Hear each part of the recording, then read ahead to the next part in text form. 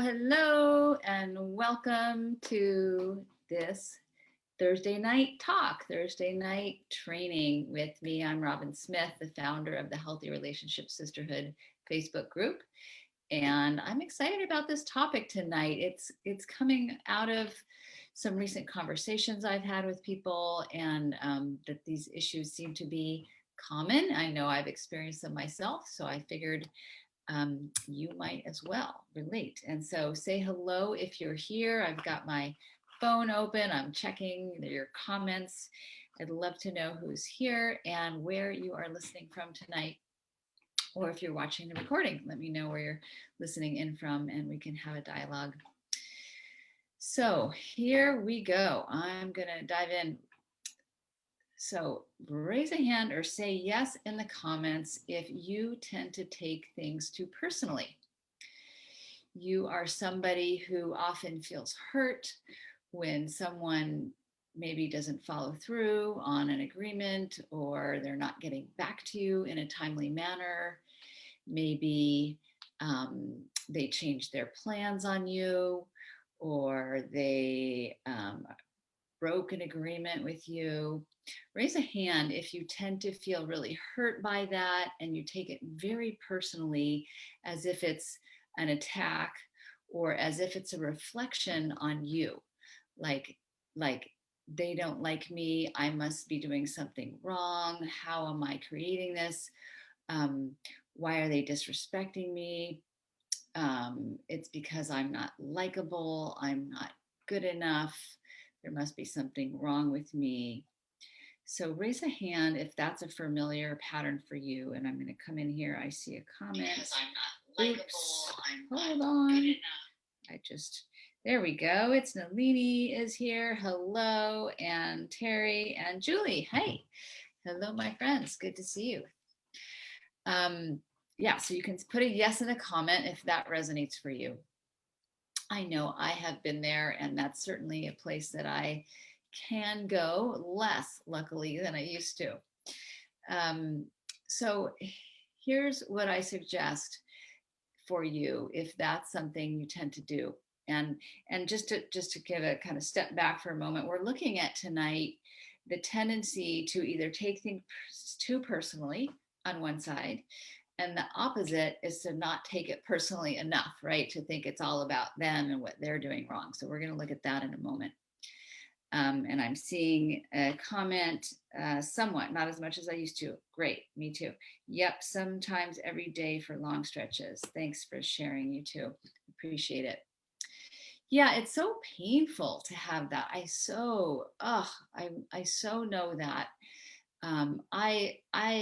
I've come a long way with this one myself. So just briefly to share, I don't know, exactly where it started, but I remember in the schoolyard, way back in elementary school, my friends just feeling like I had a group of friends, but somehow I often felt like I wasn't cool enough. I wasn't in the in crowd. I didn't smoke the cigarettes. I didn't, I wasn't sort of advancing as quickly as they were. And so I was comparing and feeling less than, feeling small. And I got teased by the boys sometimes for being small. And so, all that stuff just so hurts. And then if you already have like a low sense of self-worth, a low sense of self-esteem or confidence, then it's going to be more common for you, in my opinion, to take things really personally like that, because you already have that belief of this is how I am and who I am. So then any kind of experience, you will look for more evidence to kind of reaffirm that position. Hopefully that's making sense, and you can put a yes in the comment if that relates, or any questions that you're having. And I'm coming in, I see it not much so lately. And then Julie, okay, I guess I have now switched from taking it personally to now feeling like it's their problem, huh? Yeah. So we're going to look at that. Thanks for outing that. So here's my suggestion. If you are one who tends to take it too personally, if it's always like, what did I do? How am I not good enough? How come they're always hurting me? Then what I'd love for you to do is start looking at the stories that you're creating about what happened.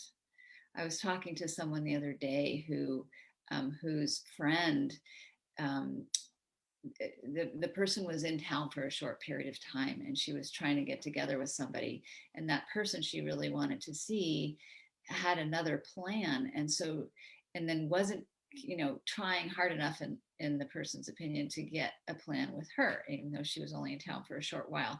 So she was just spinning all these stories about she doesn't like me anymore and I must not be important to her, and clearly she likes that other person better, and blah blah blah, and just going on, and then feeling really bad and crying, and giving herself a really hard time. And that is just such a hard place to be. And then as she got more information, she realized that that person had another event that had been planned on the calendar for a really long time with this other person, and it was a big deal event for that person. And this friend of hers had no intention of not making a plan. In fact, she did make a plan right away, and everything was fine, right? So she realized, God, I spent so much time just dwelling on that and crying about it, and just spiraling down about it. And then when I got more information, I realized it was so not true, and it was ridiculous that I did that to myself. So the thing I want to encourage you to do is get more information, and really ask yourself, is this true, this story that I'm making up? Can I absolutely know that what I'm telling myself is true? That I'm not lovable, that they don't like me, or that they don't care about me, or that they like that person better, or that they're always, blowing me off. Is that true? Is my reasons for what's happening true? And often, either we don't really know and we're making it up, we're assuming it's a certain way that it's not. And it's not. Often it's not true. Like, we can get more information. So you can simply ask. You may not ask, hey, is it that you don't like me? You may not ask that directly, but you may inquire, like, I noticed you canceled a plan. I'm wondering what's going on, or I noticed you haven't reached out, or you've made plans with someone else. I'm curious, is it important to you? So you can inquire and get more information, and you may just discover that you've been, making up false tales about what's going on, to coming from that place of your greatest fear being, I'm unlovable, right? That is most of our greatest fears. I'm unlovable and people are going to abandon me. That's the worst fear that we all have. And that's just part of being a human. So the flip side of that, and part of what you can do if you tend to spiral down in this way, is to be very gentle with yourself, and to know that this part of you that is feeling hurt and feeling unlovable or unwanted is probably a really young part. It's probably a child part of you that, instead of being beat upon and inflicted upon by you for being stupid, for thinking that, or being silly, or being immature, or however you might judge yourself, instead that part could probably use a lot of love and compassion from you. And so that's what I would encourage in that situation. Really just give yourself some loving attention, just because that young part of you, that's what she needs the most. So you're going to do your best to ask if it's true. You're going to do your best to get more information, to debunk the myths that you are telling yourself, and give yourself some love and compassion. Let me see what else I had here. Yeah. So let's move on. And I'm going to come in for some comments here, looking at my phone. Okay, I'm not seeing any more, but do let me know if you have more questions. And if you're just arriving, I see someone else is here. Say hello. Let me know where you're calling in from or listening in from, and let me know if you have any questions or comments. So who's just listening to what I just said, whether you're live or on the recording, got an aha from that? And if you did, let me know. What was your biggest takeaway so far? Put that in the comment, like an insight for you, something you're going to do differently, something you want to implement for yourself. Put that in the comment, because other people are going to learn from you, and you writing it down will help you remember it as well. Um, okay, so we've talked about taking things too personally. And of course, this is a short training tonight. I'm keeping it brief. There's a lot more I could say about why all that happens, where that might come from on a deeper level. But, I'm just trying to keep it basic for tonight and to move through the material um, and make it really accessible and general for everybody. So, part two. Sometimes it's the opposite. Sometimes actually our insecurities, our feeling unlikable, unlovable, unworthy of love, goes the opposite way. And instead of taking things so personally and kind of collapsing in the hurt and the pain, we do the opposite and we lash out and we blame and we criticize and we judge and we make others the problem. So if you are a person who tends to, instead of looking in for what did I do to create this, you might be looking out and like, it's you. There you go again. You're doing this and you need to change, right? You may be pointing the finger. You may be looking for where the fault is out there in the world at large or in that person in particular. You may be pointing out to them, this is what you need to do differently. This is how you should change. 1 second, I need to plug in my phone. That's how I'm looking at your comments, getting a notice. All right. Okay, sorry for the wibbly wobblies. Great. So just raise a hand if that tends to be, or put a yes in the comments if that tends to be your go-to, looking over there. It's your problem. It's your fault. I didn't do anything. You need to change. Or you're wrong. You are in the wrong. All right, I'm seeing some comments. Yes, an aha from Terry, but it's so easy to keep going back to the same old sequence. It sure is. It sure is. Thanks for saying that. And that's what I'm going to talk about in a moment. And Kathy is watching. Okay, I don't have a comment from Kathy, but hi, Kathy. Glad you're here. So here's some examples of how this may play out in your life, and I'm going to give more relationship related examples. So you keep getting in the same argument with your spouse or your sister or whoever, and you always think it's something they're doing. So you're pointing out, see, you did it again. You need to stop that. You need to change that. Here's another example. You keep feeling disrespected by men you're dating. And you think it's the men that need to change. They don't respect me. They don't care for me. Screw them. I'm out of here. Or maybe you have a friend who keeps blowing you off, keeps flaking out on your plans, and you think she has a commitment problem. She's not a good planner. So first thing I want to say is you may be right. Your assessments may be totally spot on. Of course, these people may have issues they need to work on, that, these patterns that they're in that could be improved. But here's the flip side to consider, that if you are continuing to experience this dynamic with this person, then it's partly your co-creation. You are co-creating it with them. So that's when it's time, as my teacher says, if it happens 3 or more times, it's a pattern. So it's a pattern. If it involves you, it's your pattern too. It's not just their pattern, right? There's something that you're doing to engage in the pattern, to engage in the dynamic with them. So that's, and I, every situation is different. Everyone has a different dynamic that they play out, but it's just a really good aha moment to go, okay, what am I doing here? Because it's so easy, right? We're so good at looking at other people's stuff. That's awesome. It's great to be able to see that. It's harder to see our own. So that's where it's time to start looking in there and go, what am I doing to precipitate this, to encourage this?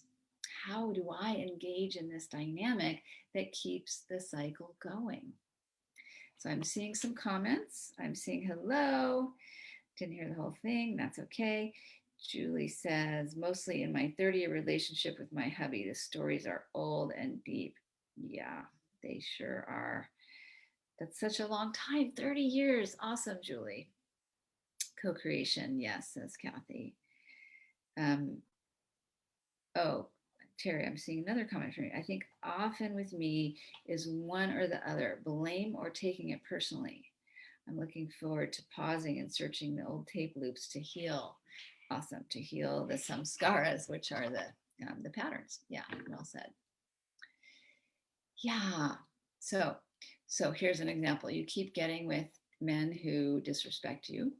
You at least perceive them to be disrespecting, not caring. Um, then what's happening for you that you keep drawing that into your life, right? I don't drop men in who disrespect me.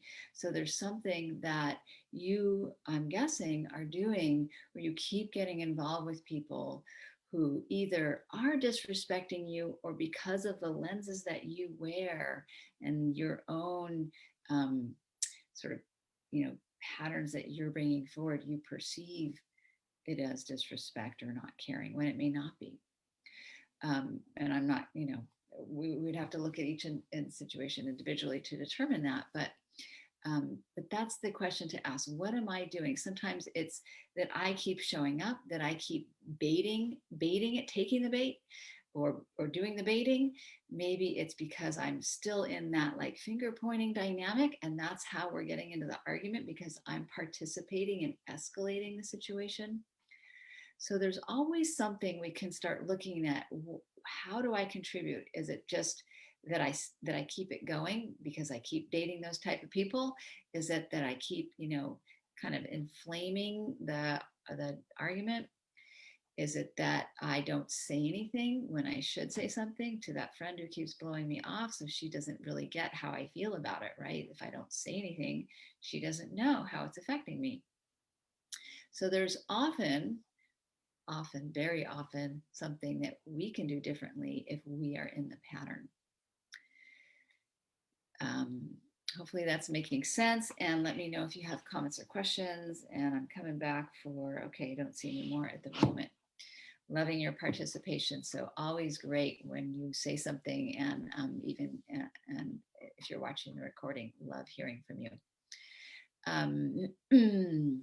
Okay, so we've talked about you take it too personally, you make it all about you and what you're doing, or the opposite, you don't include yourself and you make it all about them and what they're doing. And I do believe there is a happy medium.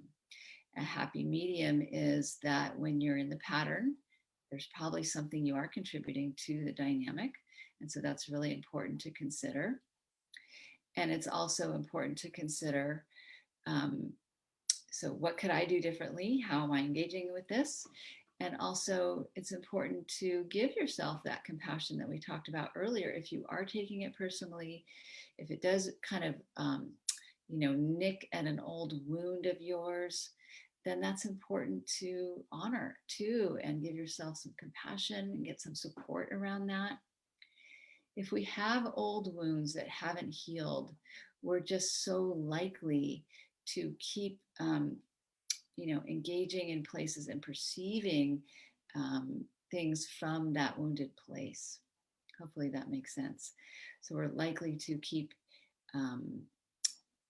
engaging in unhealthy dynamics from that place, and to keep getting that wound, kind of that scab pulled off in the unhealthy dynamics. When you heal it, I'm not saying everything just heals perfectly and it's always, and then it's forever more gone. Often there's some lingering, it takes a while to fully get to a place where it's not an issue. But you can get to a place where it's not a big trigger, and where when it does come up, you know how to address it, you know how to soothe yourself, and you can move forward from a more adult place than that wounded child place. Hopefully that's making sense. So there's things you can do in between, which is, like I'm saying, self-love, self-support, reach out, get some help, and communicate what's going on for you. Allow yourself to be seen and heard so the other person can understand your experience. learn some skills around communication, around defensiveness that you can use so you're not getting so triggered, getting so activated, work with your nervous system. These are all things that I teach, by the way. I've taught here and I teach in my group programs that really help women to get over the hump of, staying in these unhealthy dynamics. I'm going to read on to see what else I was going to say. Yeah. Okay, I think I pretty much touched on it. So my final piece is that I do think it takes two almost all the time. That when there's two people getting in, creating a dynamic, and it's a habitual one, then two people need to take responsibility for that. And your responsibility might be, you know what, that's a wound for me, and that's why I'm so sensitive about this topic. And that's why I get so worked up about it. It may not be that the other person is trying to hurt you or means to hurt you in any way, but because that's a sore spot for you, you get worked up. And so that's you taking responsibility for your wound and not making them the cause of your wound. It can also be something more direct, like, yeah, I was rude to you and I apologize, or I was disrespectful, or you know what, I wasn't clear enough, or I didn't speak up when I should have. And there's more direct things you might be doing that could shift and make the dynamic flow better. All right, let's see what you have to say. Coming back for more, for sure. I'm seeing for sure on the old wounds and self-compassion. I don't seem to project it with interactions with others, though, just more of an internal struggle. Yeah, thanks for saying that. Hello, Luz. Great to see you here. Just let me know if you have any questions or comments. So I love your interaction. And again, I'd love to hear any ahas that you're having, any insights from what I've shared so far. Where are you on the spectrum? Do you tend to be more in the hypersensitive, taking everything really personally, feeling really wounded, feeling insecure, feeling small, hurt, spiraling down? Or do you tend to be the more out with the blame and the criticism and the judgment and the finger pointing towards others? I know for myself, I've done both really successfully. I've been both very sensitive, very hurt, and also a good blamer. So luckily, through all the work I've done on myself, all of that is way less. But the wounds are old, and they can get unearthed easily, and that's where that self-work is important, of really giving ourselves love for those places that feel tender and young inside of us. Hi, Luz. Good to see you here. Yes, there'll be a replay as soon as I finish. It'll just pop up as a video that you can watch. I span the whole spectrum, says Kathy. Yeah, welcome to the club. So what I want you all to know is that I have one more spot in my group program, and I'm going to put a link here for you. At the moment, I think what I'll do is I'll put that in the comment section after I finish, because I actually forgot to open up spots on my calendar. But if you are interested, this group is an incredible group of women. I think very mature and grounded women who are committed to transformation. And what we're up to in my Rock Your Relationship group is we are looking at these types of issues of the unhealthy relationship patterns we get in. We're looking at our traumas and how that contributes to the pattern. And that's what I speak of when I say old wounds. We are working on healing patterns around unhealthy boundaries, communication issues, low self-worth, not feeling good enough, insecurities that I've been talking about tonight. We're going to work on there's so many self-expression, healthy self-expression of needs and values and desires. So if that speaks to you, if you want to get out of the cycle of unhealthy dynamics and of feeling wounded and small and frustrated that you're not getting heard and understood, I encourage you to reach out. And I'm going to put a link in a moment to my scheduler. I'm going to open up some times for some conversations where we can look at what's going on for you and where you're stuck, and what's a good path. So I'll actually set up a mini plan. We'll project forward and how to get through what's going on for you. And then we can look at the group and see if it's a good fit. I do have one spot. I've got somebody I'm going to talk to tomorrow. So it may or may not be filled, but I encourage you to create a time with me to talk about it, regardless if that interests you. If you'd like to be held in a community of support and a feeling of sisterhood and not feel so alone, because honestly, I don't feel like you can do this type of work alone. We have this beautiful group and it's a great place for support, but it's, I just don't have the time to help every one of you. There's over 1,000 people in this healthy relationship sisterhood. So the Rock Your Relationship group is under 20 women. It's 15, 16 women right now. So I really will have a one-on-one time with everybody. And it's a place to go deeper with yourself and make a bigger commitment to your own journey, which I think is incredibly important for relationships, because why? Relationships are the foundation of our lives. If we don't have happy relationships, we don't feel supported, we don't feel happy. It's very hard to feel strong and powerful in the world and have all our creative juices online, to stand up for ourselves when we don't feel supported at home, or when we're just alone all the time. So your relationships, I think, are the foundation of your life. And I encourage you, if not with me, then with somebody, to get the kind of support that you need that can take you to the next level of feeling held, of feeling loved deeply and cherished, because you deserve it. And you deserve to have awesome communication and awesome sex in your life and awesome friendship, to have your lover be your very best friend. And I want that for you. I believe that everybody deserves that. And if everyone had that, imagine how our world would change. Imagine how much support we could give the kids, right? How they would be raised in a better environment. So let's do this thing. Let's work on ourselves. Let's do the work that we need to get happy and healthy and connected and supported, so that we can let that love ripple out and do our work in the world, whether you're a teacher, a mother, or both, a businesswoman, builder, whatever it is that you do. Let's support you in doing that from a solid place inside yourself, where you feel grounded and secure and held. So that's my little soapbox statement for you. And I so appreciate you being here.